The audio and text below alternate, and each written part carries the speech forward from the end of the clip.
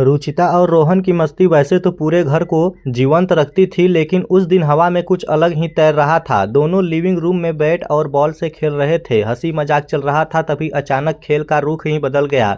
सोफे पर रखी दादी की वह पुरानी अजीब सी गुड़िया न जाने कैसे रोहन के पैरों से टकराई और रोहन का संतुलन बिगड़ा और उसी पल रुचिता के बेटे से छूटी गेंद सीधे आकर रोहन के सिर पर लग गई।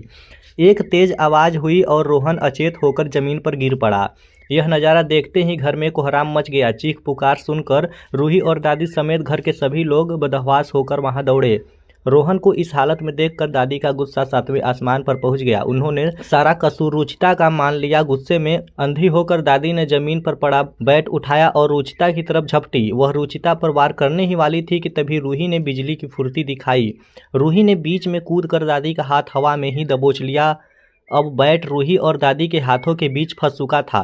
दोनों की सांसें तेज थी। एक तरफा गुस्से की आग थी तो दूसरी तरफ रुचिता को बचाने की जिद।